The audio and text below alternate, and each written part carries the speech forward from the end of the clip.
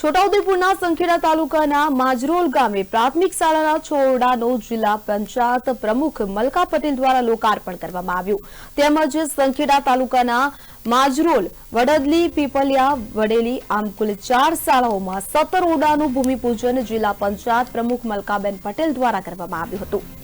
17 વર્ગખંડોની અંદાજિત રકમ 2.30 કરોડ છે તો માંજરોલ પ્રાથમિક શાળામાં 6 વર્ગખંડોના ભૂમિપૂજન નિમિત્તે જિલ્લા પંચાયત પ્રમુખ, તાલુકા પ્રમુખ, જિલ્લા પંચાયત સદસ્ય તેમજ સ્કૂલના પ્રિન્સિપાલ અને મોટી સંખ્યામાં ગ્રામજનો ઉપસ્થિત રહ્યા હતા।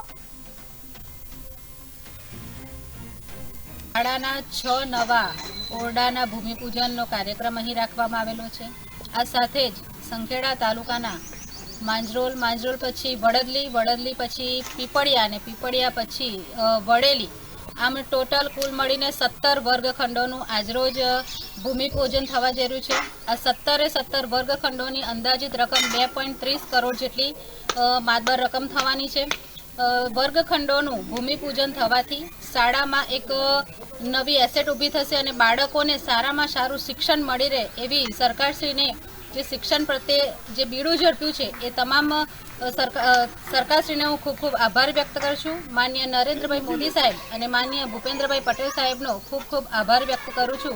જિલ્લા પંચાયત પ્રમુખ મેડમ શ્રી મલકાબેન, તાલુકા પંચાયત પ્રમુખ મેડમ શ્રી દીપિકાબેન, તાલુકા જિલ્લા પંચાયત સદસ્ય શ્રી અરુણાબેન અને બીઆરસી સાહેબ શ્રી સંખેડા વિમલભાઈ અત્રે પધારેલ ગામના અગ્રણી એવા કાંતિકાકા માધુભાઈ, ગામના યુવા ઉત્સાહી યુવાનો, મહિલાઓ, વાલીશ્રીઓ, એસએમશ્રી તથા અમારા બાળકોએ આ વિધિમાં ભાગ લીધો। શાળાના